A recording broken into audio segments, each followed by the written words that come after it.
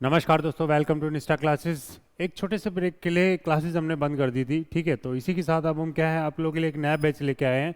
3 months targeted batch रहेगा पूरा, ठीक है, जो कि ऑफलाइन प्लस ऑनलाइन दोनों मीडियम में होगा।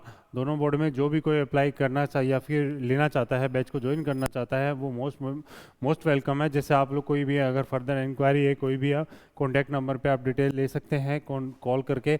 जैसे कोई भी बैचेज होंगी, क्लासेज होंगी, वो सारे हमारे क्या होंगी, ऐप पे अवेलेबल आपको मिल जाएंगी। सारी पीडीएफ के फॉर्म में आपको नोट्स मिल जाएंगे, और जो क्लासेस होंगी वो सारी ऐप पे मिल जाएंगी। यूट्यूब पे भी हम अपलोड कर देते हैं। और निष्ठा नोट्स के नाम से क्या होगा, टेलीग्राम चैनल है, उसको आप ज्वाइन कर सकते हैं। तो जो भी शेड्यूल्स है, डिटेल्स है, पीडीएफ के जो भी इंफॉर्मेशन है, वो हम अपने टेलीग्राम चैनल पे डेली अपडेट करते रहते हैं, ठीक है। और ये हमारा फेसबुक और इंस्टाग्राम आप फॉलो कर सकते हैं, ठीक है। तो स्टार्ट करते हैं ज़्यादा लेट ना करते हुए। सबसे पहले हम क्या करेंगे, देखो अलग अलग सारे सब्जेक्ट होंगे कवर एक एक करके। सबसे पहले यहाँ पे ज्योग्राफी स्टार्ट करते हैं हम। ज्योग्राफी के साथ साथ हम स्टैटिक, जीके, साइंस सारी चीज़ स्टार्ट करेंगे, ठीक है। तो सबसे पहले ज्योग्राफी स्टार्ट करते हैं। आज थोड़ा सा इंट्रोडक्शन करेंगे सिर्फ ज्योग्राफी का, ठीक है। तो मेन क्लास अपनी कल से होगी, आज थोड़ा सा इंट्रोडक्शन के बारे में देख लेते हैं भी ज्योग्राफी होती क्या है। मेन जो बेसिक्स है वो आपको पता होने चाहिए भी ज्योग्राफी में, अगर हमें और ज़्यादा डिटेल में आगे पढ़ना है तो, ठीक है। तो सबसे पहले हम ज्योग्राफी में बात करेंगे भी ज्योग्राफी में कौन कौन से टॉपिक हमें इंपॉर्टेंट है जो पढ़ने हैं, जो जनरली क्या है एग्जाम्स के perspective, exam point of view क्या है, जो टॉपिक्स जो इंपॉर्टेंट हैं जहाँ से जनरली क्वेश्चंस पूछे जाते हैं। तो जो सिलेबस है ज्योग्राफी का वो क्या रहेगा अपना, एक सबसे पहला टॉपिक है अपना सोलर सिस्टम। सोलर सिस्टम में क्या करेंगे, हम प्लैनेट्स के बारे में पढ़ेंगे सारे, जो भी है थोड़ा थ्योरेटिकल टॉपिक है ये, फैक्ट ज़्यादा इसमें, ठीक है। उसके बाद हम क्या पढ़ेंगे, लॉन्गिट्यूड्स एंड लैटिट्यूड्स के बारे में पढ़ेंगे, अक्षांश और देशांतर के बारे में, ठीक है। तो काफ़ी डेप्थ में क्वेश्चन इस बार 1-2 साल में पूछ रखा है कि भाई लॉन्गिट्यूड्स और लैटिट्यूड्स के बारे में किसी भी कंट्री का नाम दे देगा, भाई ये कौन से लॉन्गिट्यूड लैटिट्यूड में पड़ता है, या फिर, ठीक है, थोड़ा बहुत आपको नॉलेज होनी चाहिए, ठीक है। उसके बाद आता है अपना कॉन्टिनेंट्स एंड ओशंस के बारे में, कैसे फॉर्मेशन हुआ अपने कॉन्टिनेंट्स के बारे में, द्वीप महाद्वीप क्या होते हैं, ठीक है, सागर, इन सब की कैसे फॉर्मेशन हुई। इनमें हम दो थ्योरी के बारे में पढ़ेंगे, कॉन्टिनेंटल ड्रिफ्ट थ्योरी के बारे में पढ़ेंगे और प्लेट टेक्टोनिक थ्योरी के बारे में पढ़ेंगे। नाइबरिंग कंट्रीज़ के बारे में पता होना चाहिए हमें भी, कौन कौन सी कंट्रीज़ हैं जो हमें बॉर्डर टच करती हैं, ठीक है। कितने स्टेट्स हमारे जो इंडिया के हैं वो इसमें कंट्री को बॉर्डर टच करते हैं, जैसे रेड क्लिफ लाइन होगी, ड्यूरन लाइन होगी, मैकमोहन लाइन होगी, कौन कौन सी कंट्री के साथ कौन कौन सी लाइन है, ठीक है। तो ये सारी हमें पता होना चाहिए। सबसे ज़्यादा बॉर्डर कौन सी कंट्री के साथ शेयर किया जाता है। उसके बाद आता है इंडियन ड्रेनेज सिस्टम, सबसे इंपॉर्टेंट टॉपिक है, ठीक है, इंडियन ड्रेनेज सिस्टम। और सबसे बड़ा टॉपिक भी बोला जाता है ज्योग्राफी का, क्योंकि इसकी कोई लिमिट नहीं है, रिवर सिस्टम बोला जाता है इसको, ठीक है। तो इंडिया में जितने भी रिवर्स हैं उन सब के बारे में हम मोस्टली इसमें कवर करेंगे।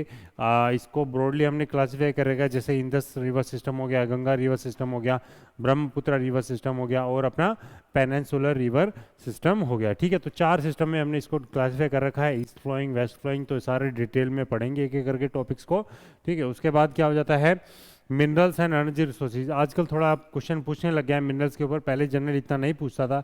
आजकल क्या है, क्वेश्चन वो मैच द फॉलोइंग की वे में पूछ रहा है, भाई कोयला, आयरन, ठीक है, न्यूक्लियर, बॉक्साइट, थोरियम, ये सब क्या है, और आगे सिटी के नाम दे देगा भी कहाँ कहाँ पे जनरली ये पाया जाता है, ठीक है। तो आपको बेसिक नॉलेज होनी चाहिए भी मोटा मोटा कहाँ कहाँ पे है। उसके बाद एग्रीकल्चर, सॉइल एंड वेजिटेशन, ये तीनों टॉपिक्स आपस में इंटरलिंक्ड है, ठीक है। सॉइल कैसी होगी उसी हिसाब से वहाँ पे वेजिटेशन होगा, या फिर अपना क्या होगा, एग्रीकल्चर होगा, खेती होगी, खेती में कितनी टाइप की फसल होती है, खरीफ, रबी, जायद, ठीक है। सॉइल कितने प्रकार की होती है, कौन कौन सी किस में कौन सी सूटेबल होती है खेती के लिए, कौन सी नहीं होती है, क्या किस में कमी होती है, किस में क्या इंप्रूवमेंट करना चाहिए, वो सारी चीज़ें हम इसमें डिटेल में पढ़ेंगे। नेक्स्ट आता है अपना क्लाइमेट। क्लाइमेट बहुत इंपॉर्टेंट टॉपिक है। क्लाइमेट में हम जनरली क्या पढ़ेंगे, अपना एटमॉस्फेयर के बारे में पढ़ेंगे, वातावरण जितने भी गैसेज हैं, ठीक है, इनके अलग अलग लेयर हैं, स्ट्रेटोस्फेयर, ट्रोपोस्फेयर, मेसोस्फेयर, ठीक है, एक्सोस्फेयर, इन सब के बारे में डिटेल में पढ़ेंगे। क्लाइमेट में बारिश कैसे होती है, ठीक है, क्लाइमेट से साइक्लोन से इंडिया में बारिश कैसे आती है, कहाँ से आती है, किस रीजन की वजह से आती है, कहाँ कहाँ पे ज़्यादा होती है, वहीं पे ज़्यादा क्यों होती है, ठीक है, राजस्थान में कम क्यों होती है, ठीक है। तो ये सारी चीज़ें हैं, कुछ ना कुछ देखो पर्सपेक्टिव, कुछ ना कुछ रीज़न होता है, ऐसा पर्टिकुलर नहीं होता कि भी सारी चीज़ें सब एक फ्लो के साथ चल रही हैं, ठीक है। तो ये सारी चीज़ें हैं। उसके बाद हम क्या देखेंगे, इंडस्ट्रीज के बारे में देखेंगे। इंडस्ट्रीज भी आजकल क्या है, थोड़ा मैच द फॉलोइंग की वे में क्वेश्चन पूछ रहा है। तो मेन जो इंडिया में इंडस्ट्रीज हैं, कब फाउंड हुई, ठीक है, कब सेटअप हुई, और जो बड़ी बड़ी एक्सपोर्ट हैं, बड़े मतलब जिनका बड़ा वो क्या होता है कि जिनका बड़ा मतलब प्रोडक्शन है, ठीक है। तो उनके मेन मेन प्लांट्स हैं, न्यूक्लियर पावर प्लांट्स हो गया, कोयला के हो गया, स्टील का हो गया, आयरन के हो गए, तो ये कुछ इंडस्ट्रीज़ हैं, तो इनके बारे में थोड़ा सा देखेंगे। रिफाइनरीज के बारे में हो गया, बायोस्फीयर रिजर्व्स हो गया, इसमें हम बायोस्फीयर रिजर्व के बारे में पढ़ेंगे, यूनेस्को जो वर्ल्ड हेरिटेज साइट्स हो गया या फिर अपने नेशनल पार्क्स हो गए, वो सारे टॉपिक्स हम इसमें देखेंगे। फिजियोग्राफिक डिवीजन ऑफ इंडिया, अब दूसरा मेन टॉपिक आता है अपना physiographic division of India. River के बाद आता है अपना फिजियोग्राफिक डिवीजन ऑफ इंडिया। अब टोटल क्या है इंडिया को, देखो एक तो रिवर्स में बांट रखा है, अब दूसरा क्या है फिजियोग्राफी, मतलब फिजिकल डिवीजन। जो हमें क्या दिखेगा, ऊपर से स्पेस से जो चीज़ें दिखती हैं, मतलब क्या हो गया, माउंटेन्स हो गया, कितने माउंटेन्स हैं ऊपर से लेके नीचे तक, जैसे हिमालयाज हो गया, बीच में सेंट्रल हाईलैंड पड़ता है, नीचे साउथ में डेक्कन प्लेट्यूज होता है, ईस्ट में अपना छोटा नागपुर या फिर नॉर्थ ईस्टर्न हाईलैंड्स होता है, वेस्टर्न घाट्स, ईस्टर्न घाट्स, इन सब की पीक्स हो गया, ठीक है। तो कहाँ से कहाँ तक इनकी हाइट जा रही है, कैसे इंक्रीज हो रही है, कैसे डिक्रीज हो रही है, इन हिमालयाज का पूरा क्लासिफिकेशन देखेंगे, लोअर हिमालयाज, मिडल अपर हिमालयाज, वो सारा देखेंगे, काराकोरम रेंजेस के बारे में, ठीक है। तो पूरा डिटेल में पढ़ेंगे, फिजियोग्राफिक, ड्रेनेज और ये सारे टॉपिक्स कवर किए जाएंगे आप लोगों के। ट्रांसपोर्टेशन हो गया, छोटा सा टॉपिक है भाई, लैंड का है, सी का है, एयर का है, तीन मोड ऑफ ट्रांसपोर्टेशन होते हैं, या तो हम ज़मीन के थ्रू ट्रैवल कर सकते हैं, या फिर पानी के थ्रू, या फिर अपन आसमान के थ्रू, एयर के एरोप्लेन के थ्रू, ठीक है। तो इन तीनों के मोड के मेरे थोड़े बहुत जो फैक्ट है वो चीज़ें देख लेंगे। पॉपुलेशन मतलब क्या होगा, यहाँ पे हम पढ़ेंगे सेंसस के बारे में, ठीक है। सेंसस बहुत इंपॉर्टेंट टॉपिक है, हर एग्जाम में जनरली एक ना एक क्वेश्चन जरूर आता है आपको सेंसस के बारे में। सेंसस क्या होता है, अपना जनगणना जो भी अपनी क्या होती है, 2011 का फॉलो करेंगे हम, क्योंकि अभी लेटेस्ट वही है, उसके बाद तो कोई आया ही नहीं है, हर 10 साल में सेंसस किया जाता है।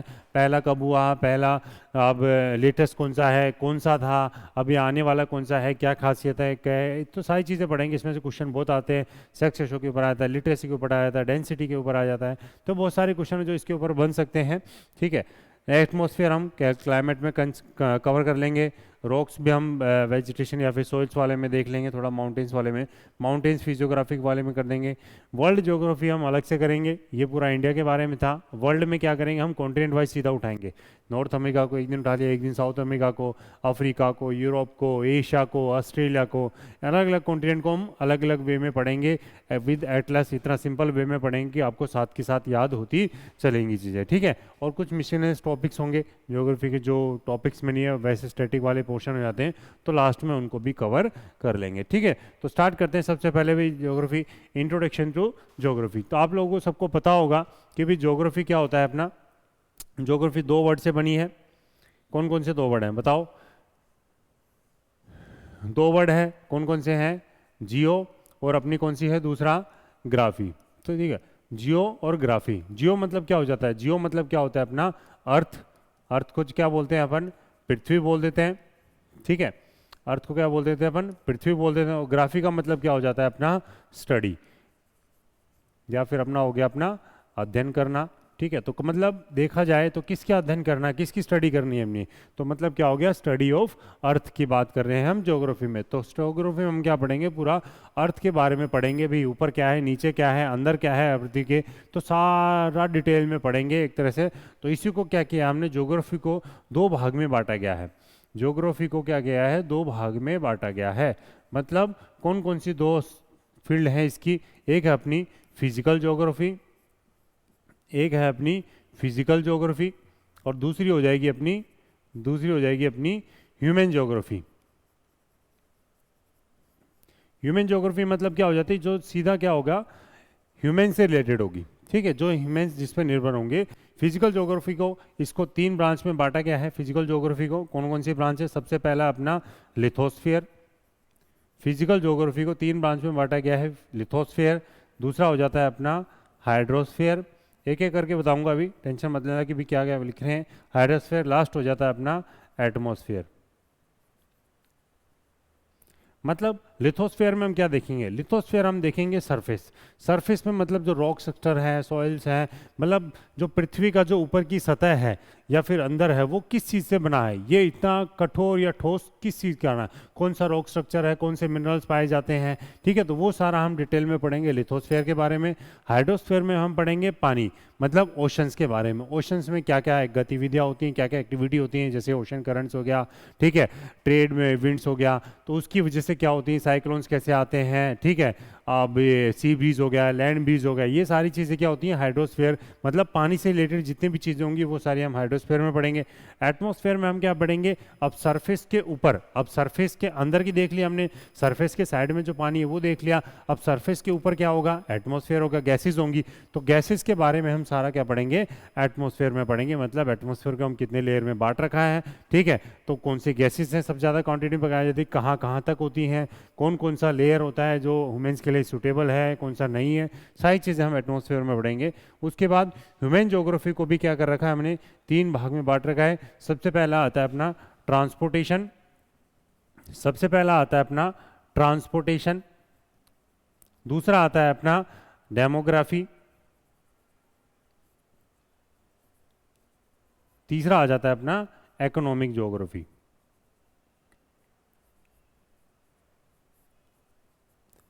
मतलब डेमोग्राफी मतलब क्या हो गया कि भी जो पॉपुलेशंस है या ह्यूमन सेटलमेंट्स है, मतलब जो पॉपुलेशन है वो मतलब कहाँ कहाँ पे कैसे कैसे सेटल हुई है।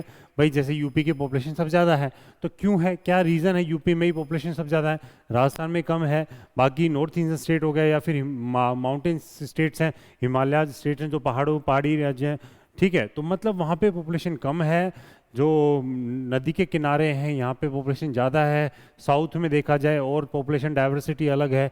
तो इतना जो डाइवर्सिटिफिकेशन है ये किस कारण से वजह, तो सारा चीज़ हम क्या करेंगे डेमोग्राफी में पढ़ेंगे भी, कैसे कैसे सेटलमेंट हो रखी है, किस किस वजह से ये इतना डिवीजन हो रखा है पॉपुलेशन का। ट्रांसपोर्टेशन मतलब कैसे कैसे हमें ट्रांसपोर्टेशन करना है, मतलब वाटर का, मतलब जितना भी जो ट्रांसपोर्टेशन हो रहा है लैंड के थ्रू, वाटर के थ्रू, ये सारी चीज़ें हम ट्रांसपोर्टेशन मतलब क्या होगा, सीधा ह्यूमन से रिलेटेड है। लास्ट आ जाता है अपना इकोनॉमिक ज्योग्राफी, मतलब क्या हो जाता है कि ह्यूमंस का पेट भरने के लिए क्या क्या गतिविधियां, क्या क्या एक्टिविटीज़ होती हैं। तो इकोनॉमिक ज्योग्राफी मतलब क्या हो जाता है अपना, एक तरह से देखा जाए तो सीधा एग्रीकल्चर आ जाता है लिंक्ड, ठीक है, या फिर बाकी जितना भी बिजनेस हो गया या फिर कोई भी है, मतलब एग्रीकल्चर या फिर कुछ भी रिलेटेड जिससे क्या हो जाता है इकोनॉमी पे फर्क पड़ता है ह्यूमंस के, ठीक है। तो वो उसमें हम पढ़ेंगे इकोनॉमिक ज्योग्राफी के बारे में। हमें मेन देखो क्वेश्चन जो आते हैं, हमने 3 सेक्शन ये है मोस्टली अपना डिपेंड, जो ज्योग्राफी जो हम पढ़ेंगे एसएससी लेवल में वो 3 सेक्शन में कवर हो जाता है। उसके बाद एक डेमोग्राफी है जो थोड़ा इंपॉर्टेंट टॉपिक है, बाकी इकोनॉमिक और ये थोड़ा क्या हो जाता है, छोटे छोटे टॉपिक्स हैं, ये इजीली कवर हो जाते हैं, ठीक है। और उसके बाद हम देखते हैं भाई, टोटल हमें पता है, देखो ओवरव्यू है, बेसिक्स है, सबको मोस्टली पता भी होगा ये सारी चीज़ें। तो हम पता है कि भाई टोटल अपने कॉन्टिनेंट कितने हैं, सबको पता होगा मेरे हिसाब से 7 कॉन्टिनेंट्स हैं। टोटल अपने कॉन्टिनेंट्स कितने हैं, 7 हैं। कौन कौन से हैं बता दो एक बार फटाफट। सबसे पहला क्या है, एशिया हो गया, सबसे बड़ा हो गया। उसके बाद आ जाते हैं अपने अफ्रीका हो गया, यूरोप हो गया, north America, south America, Australia और एंटार्क्टिका। टोटल 7 कॉन्टिनेंट्स है। तो अब देखा जाए 7 कॉन्टिनेंट्स में सबसे बड़ा कौन सा है अपना, एशिया हो गया। एशिया क्या है अपना लार्जेस्ट कॉन्टिनेंट हो गया, क्योंकि एशिया की बात क्यों कर रहे हैं, क्योंकि इंडिया जो है, इंडिया किसका पार्ट है अपना, एशिया का पार्ट है। इंडिया किसका पार्ट है, एशिया का पार्ट है। तो हमें बात किसकी करनी है अपनी, इंडिया की बात करनी है। अब इंडिया में देखा जाए, इंडिया का जो क्लासिफिकेशन है, तो इंडिया में कितने स्टेट्स हैं, कितने यूनियन टेरिटरीज है, 28 स्टेट्स हैं, 28 स्टेट्स हैं। और यूनियन टेरिटरीज कितनी है, 8 यूटीज हैं, यूनियन टेरिटरीज हैं। बट क्वेश्चन देखो ये नहीं पूछेगा आप लोग कितने स्टेट्स हैं, कितनी यूनियन टेरिटरीज हैं, बट क्वेश्चन ये पूछेगा आप लोगों से कि 28 जब बने थे, कब बने, जो 8 यूनियन टेरिटरीज हैं कब बने, उससे पहले कितने थे। तो 2 डेट हमें याद रखनी है, 2 डेट हमें याद रखनी है। कौन कौन सी डेट याद रखनी है हमें, एक याद रखनी है हमें 31 अक्टूबर 2019। दूसरी हमें डेट क्या याद रखनी है, दूसरी डेट हमें याद रखनी है 26 जनवरी 2020, ठीक है, 26 जनवरी 2020। 2 डेट हमें याद रखनी है, एक तो हो गया 31 अक्टूबर 2019 और दूसरा है अपना 26 जनवरी 2020। ये 2 डेट हमें याद रखनी है। इन 2 डेटों पे क्या है चीज़ें ये बताते हैं। तो 31 अक्टूबर 2019 को क्या हुआ था, इससे पहले क्या थे, इससे पहले कितने स्टेट्स थे, 29 स्टेट्स थे प्लस 7 यूनियन टेरिटरीज थे। बट इसके बाद में क्या हो गया, बाद में क्या हुआ, इसके बाद क्या हुआ कि जो जम्मू एंड कश्मीर था, जम्मू एंड कश्मीर स्टेट क्या था, वो टूट के दो यूनियन टेरिटरीज में बट गया। कौन कौन से यूनियन टेरिटरीज आ गई बताओ? एक तो हो गया अपना जम्मू एंड कश्मीर यूटी हो गया, एक हो गया अपना लद्दाख यूटी हो गया।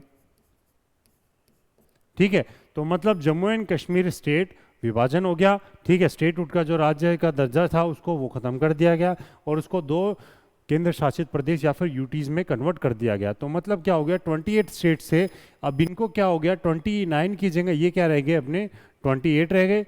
अब 7 यूनियन टेरिटरीज थी तो ये कितनी बच गई, ये बच गई अपनी 9 बच गई टोटल।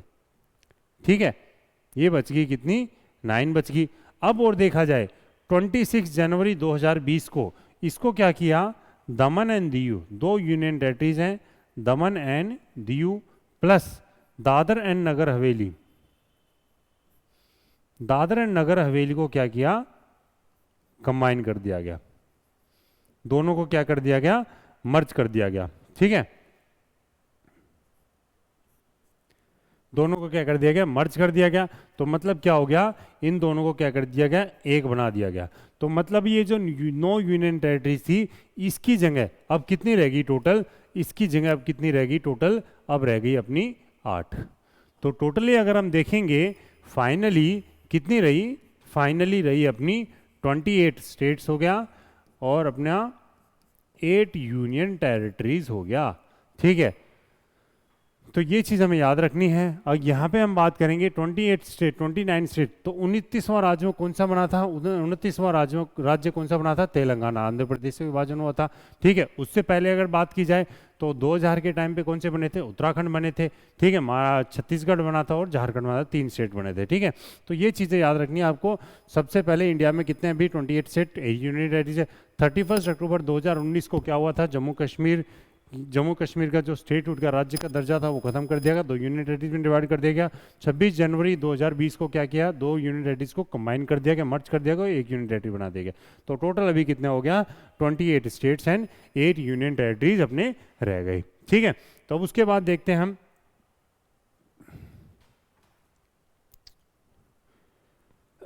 ये इंडिया का मैप है, जैसे आप लोग देख लो, क्योंकि देखो ज्योग्राफी अगर आपको पढ़नी है तो आपको इंडिया का मैप बिल्कुल रटा हुआ होना चाहिए। कौन कौन सा स्टेट कहाँ पे है, कौन कौन सा स्टेट कितनी कितनी स्टेट से बाउंड्री टच करता है। जैसे हम लेट्स से एग्जांपल लें, हम आसाम कितने स्टेट्स को बाउंड्री टच करता है, तो अगर क्वेश्चन पूछा जाएगा तो 100 में से मान लो 2 या 3 बच्चे बता पाएंगे डायरेक्टली, क्योंकि क्या है मैप बहुत कम देखते हैं। जैसे आसाम ये है स्टेट्स, आसाम स्टेट्स क्या कर रहा है, कितने स्टेट्स को बाउंड्री टच करता है। सीधी सी बात याद रखो कि आसाम इकलौता ऐसा स्टेट है जो क्या करता है, जितने भी नॉर्थ ईस्टर्न स्टेट्स हैं, जैसे 7 सिस्टर बोला जाता है, 7 सिस्टर में एक आसाम भी हो गया। अब आसाम के अलावा छोड़ दी जाए तो 6 यूनियन टेरिटरीज, 6 स्टेट्स हो गए जो 7 सिस्टर के इंक्लूड हैं। तो 6 के 6 स्टेट क्या करते हैं, आसाम को टच करते हैं, प्लस उसके अलावा क्या करता है, वेस्ट बंगाल भी यहाँ से टच करता है। तो आसाम को कितने स्टेट टच करते हैं, 7 स्टेट्स बॉर्डर टच करते हैं। तो ऐसे क्या होता है, एग्जाम में आप लोगों से कुछ भी पूछ सकता है, जैसे एमपी का पूछ लेगा, छत्तीसगढ़ का पूछ लेगा, महाराष्ट्र का पूछ लेगा, यूपी का पूछ लेगा, ठीक है, झारखंड का पूछ लेगा, किसी का भी पूछ सकता है। बाहर की कंट्रीज के बारे में पूछ सकता है, जैसे बांग्लादेश का पूछ लेगा भाई कितने स्टेट बॉर्डर टच करते हैं, पाकिस्तान को कितने स्टेट बॉर्डर टच करते हैं, ठीक है, सबसे ज़्यादा किसको टच करते हैं, सबसे ज़्यादा कंट्रीज कौन से स्टेट को टच करती हैं। ठीक है, तो ऐसे क्वेश्चन पूछ होता है, कुछ भी क्वेश्चन पूछ सकता है। तो आप लोग बेस्ट है, ज्योग्राफी जब भी पढ़ना स्टार्ट करो एटलस से जरूर साथ में लेके बैठो। एटलस से क्या होगा, आप लोग प्रैक्टिकली पढ़ोगे तो आप लोगों को माइंड में क्या होगी, चीज़ें छपती चली जाएंगी। मैप को 10 बार बनाओ, 15 बार बनाओ, इंडिया का मैप आपको रट जाना चाहिए। ठीक है, तो सबसे पहले हम देखते हैं इंडिया का, अगर एरिया की बात की जाए तो इंडिया का एरिया कितना है, इतना है 32,87,263 स्क्वायर किलोमीटर है अपना इंडिया का एरिया। तो अब ये एरिया है, देखो ये बहुत कम पूछेगा कि भी कितना एरिया है टोटल, बट क्वेश्चन क्या पूछेगा, क्वेश्चन ये पूछेगा कि ये जो एरिया है, ये जो एरिया है ये कितना परसेंटेज कॉन्स्टिट्यूट करता है, कितना परसेंटेज कंट्रीब्यूट करता है वर्ल्ड के टोटल एरिया में। तो ये कितना परसेंटेज कंट्रीब्यूट करता है, ये करता है अपना 2.4% कंट्रीब्यूट करता है। ठीक है, और अगर ये पूछी जाए कि वर्ल्ड में कौन से नंबर पे आता है India in terms of area, क्षेत्रफल के उसमें देखा जाए तो कौन से नंबर पे आएगा, ये आता है अपना 7th नंबर पे आता है। ठीक है, तो 7वें नंबर पे आता है। तो 7 से ऊपर कौन कौन से हैं एक बार देख लेते हैं फटाफट। सबसे पहले आता है अपना, कौन सा आता है बताओ, रशिया आता है सबसे पहले। दूसरे पे कौन सा आएगा अपना, दूसरे पे आएगा अपना कनाडा आएगा। तीसरे पे कौन सा आएगा अपना, चाइना आएगा। ठीक है, चौथे पे कौन सा आएगा अपना, चौथे पे आएगा अपना यूएसए आएगा। पांचवे पे कौन सा आएगा बताओ, पांचवे पे कौन सा आएगा, इसके बाद आ जाता है अपना ब्राजील आ जाता है। छठे पे कौन सा आएगा अपना, छठे पे आ जाता है अपना ऑस्ट्रेलिया आ जाता है। ठीक है, सातवें पे कौन सा आएगा अपना, सातवें पे आ जाता है ऑस्ट्रेलिया के बाद आ जाता है अपना इंडिया आ जाता है। और क्वेश्चन ये पूछा जाता है कई बार कि इंडिया के बाद कौन सा आता है, ये आ जाता है अपना अर्जेंटीना आ जाता है। ठीक है, इंडिया के बाद कौन सा आ जाता है अपना अर्जेंटीना आ जाता है। तो इंडिया क्या है 7वें नंबर पे आता है, 2.4% कॉन्ट्रीब्यूट करता है। ठीक है, अगर यही हम बात की जाए पॉपुलेशन के टर्म में, अगर पूछेंगे हम पॉपुलेशन के टर्म में अगर बात की जाए, ये तो अपने एरिया के बाद में थी, पॉपुलेशन के टर्म में अगर बात की जाए, देखो अभी की स्टेटस पॉपुलेशन है वो अलग चीज़ है, वो तो लगभग 140 करोड़ के करीब क्रॉस कर चुकी है। बट अभी का हमें कोई ऑफिशियल डाटा नहीं मिलेगा, हमें सिर्फ मिलेगा किसको कंसिडर करना है हमें, अकॉर्डिंग टू सेंसस 2011 के हिसाब से ही कंसीडर करेंगे हम जो भी चीज़ करेंगे। तो कितनी पॉपुलेशन थी अपनी, कितनी पॉपुलेशन थी, तो टोटल उस हिसाब से देखी जाए तो 121 करोड़ पॉपुलेशन थी। ठीक है, तो 121 करोड़ पॉपुलेशन थी अपनी 2011 सेंसस के हिसाब से। ठीक है, 121 करोड़ जो पॉपुलेशन है, तो ये अगर क्वेश्चन पूछा जाए कि भी ये नहीं पूछेगा कि आपसे 21 करोड़ क्या है, बट ये पूछेगा आपको भी इंडिया की पॉपुलेशन है वर्ल्ड में कितना कंट्रीब्यूट कर दी थी। ठीक है, तो कितना कंट्रीब्यूशन है या फिर कितना कॉन्स्टिट्यूट करती है, तो ये है अपना 17.5%। और उस टाइम पे कितने नंबर पे आती थी, अपनी सेकंड नंबर पे आती थी। ठीक है, तो पहले पे कौन सा था, पहले पे था अपना चाइना, दूसरे पे था अपना इंडिया, और तीसरे पे कौन था अपना, तीसरे पे था अपना यूएसए। ठीक है, तो ये 3 कंट्रीज थी। इन टर्म्स ऑफ पॉपुलेशन देखी जाए, इन टर्म्स ऑफ एरिया देखी जाए, तो ये 2-3 चीज़ें जो आपको पता होनी चाहिए। और इंडिया के मैप को है रट लो, अगर ज्योग्राफी याद करनी है तो। अगर इंडिया का मैप नहीं आता है तो आपको ये मान लो ज्योग्राफी याद नहीं होगी। ठीक है, तो नेक्स्ट इसके बाद देखते हैं 2 चीज़ हैं, एक तो इंडिया की लोकेशन। इंडिया की लोकेशन बहुत ज़रूरी है, आप लोग पता होना चाहिए भाई। देखो लॉन्गिट्यूड्स एंड लैटिट्यूड्स में तो हम पढ़ेंगे पढ़ेंगे, बट हमें क्या देखना है, जैसे अगर हम बात करेंगे, जैसे ये हो जाता है अपना 2 हेमिस्फेयर में हमने बांट रखा है, ये हो जाता है अपना 2 हेमिस्फेयर में हमने बांट रखा है। ठीक है, बट डिपेंड ये करता है कि जैसे जो हॉरिजॉन्टल लाइंस होती हैं, ठीक है, जो हॉरिजॉन्टल लाइंस होंगी उसको क्या बोल दिया जाता है, उसको बोल दिया जाता है अपना लैटिट्यूड्स बोल देते हैं। ठीक है, लैटिट्यूड्स को हिंदी में क्या बोल देते हैं, अक्षांश बोल देते हैं। ठीक है, अब यही अगर बात की जाए लॉन्गिट्यूड्स मतलब क्या होगी, जितनी भी वर्टिकल लाइंस होती हैं इनको क्या बोलते हैं हम, इनको बोलते हैं हम लॉन्गिट्यूड्स बोलते हैं। ठीक है, इनको डिटेल में पढ़ेंगे, देखो ज़्यादा टेंशन लेने की बात नहीं है, अगर ना भी समझ में आए तो कोई बात नहीं, ये सिर्फ ओवरव्यू है। इनको क्या बोलेंगे हम, लॉन्गिट्यूड बोलेंगे। लॉन्गिट्यूड्स को मतलब क्या बोलेंगे, देशांतर बोलते हैं। ठीक है, अब ये बात की जाए, ये लैटिट्यूड्स है, ये हम मान लेते हैं 0 डिग्री जो लैटिट्यूड है। इसके ऊपर वाले को क्या बोलेंगे, इसके ऊपर वाले को क्या बोलेंगे, इसके ऊपर वाले को बोलेंगे हम नॉर्दर्न हेमिस्फीयर। इसके ऊपर वाले को क्या बोलेंगे, नॉर्दर्न हेमिस्फीयर। ठीक है, और नीचे वाले को क्या बोलेंगे, अपना सदर्न हेमिस्फीयर। इस लाइन से ऊपर क्या बोलेंगे, नॉर्दर्न हेमिस्फीयर, इस लाइन से नीचे क्या बोलेंगे, अपना सदर्न हेमिस्फीयर। यही अगर बात की जाए लॉन्गिट्यूड वाली जो बीच वाली वर्टिकल लाइन कट कर रही है, इसके ईस्ट वाली लाइन को क्या बोलेंगे, अपना ईस्टर्न हेमिस्फीयर। इसको बोलेंगे अपना ईस्टर्न हेमिस्फीयर। हेमिस्फीयर को जनरली हम क्या बोलते हैं, हिंदी में गोलार्ध बोल देते हैं। वेस्टर्न हेमिस्फीयर, ठीक है, पूर्वी, और ये हो गया अपना पश्चिमी गोलार्ध, ये हो गया अपना उत्तरी गोलार्ध हो गया। ठीक है, उत्तरी गोलार्ध बोल देते हैं। ठीक है, और ये हो गया अपना दक्षिणी गोलार्ध।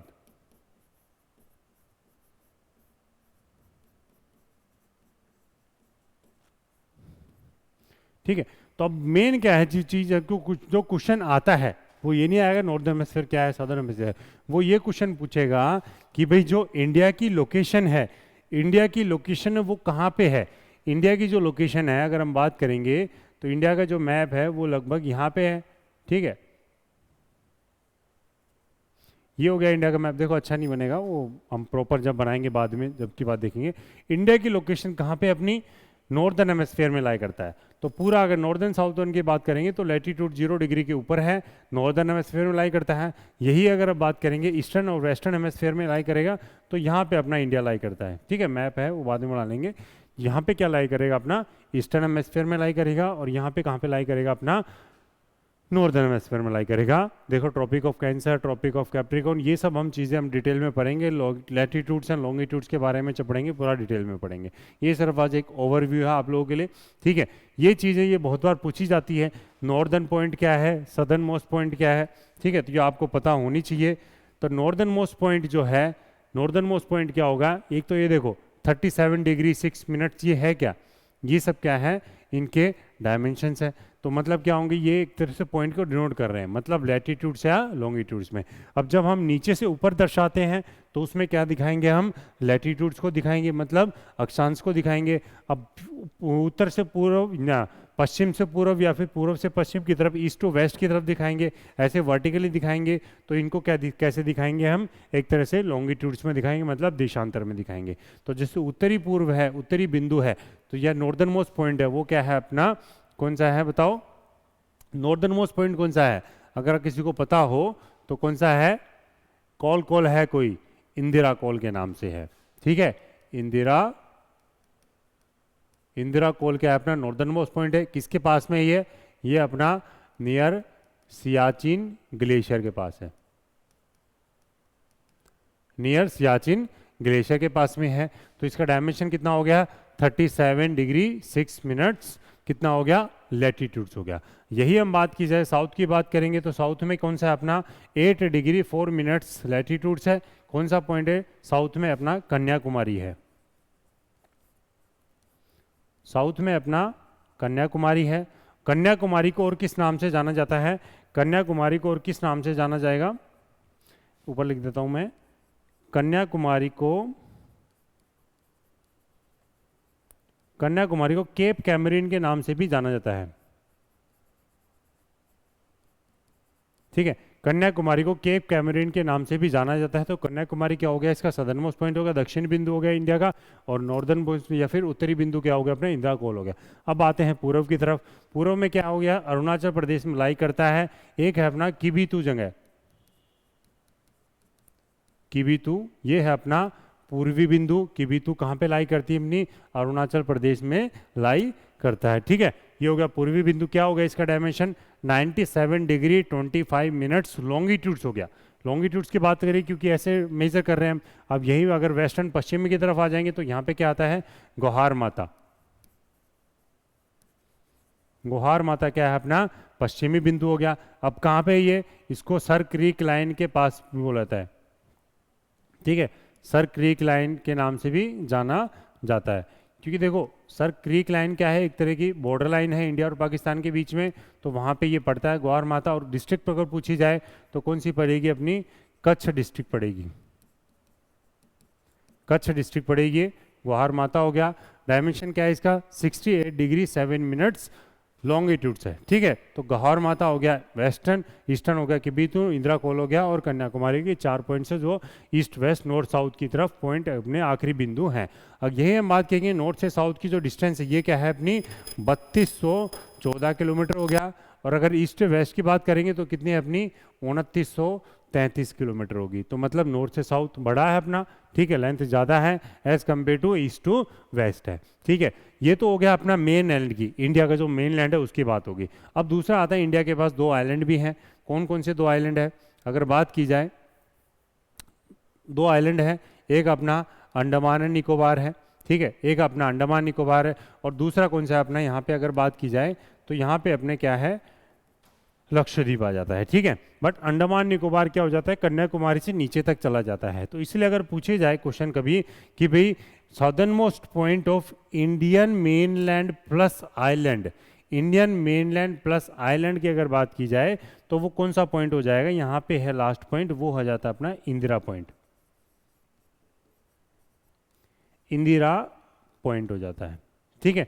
तो ये कौन सा पॉइंट हो गया अपना, इंदिरा पॉइंट हो गया, जिसको किस नाम से जाना जाता है, जिसको पिगमिलियन पॉइंट के नाम से भी,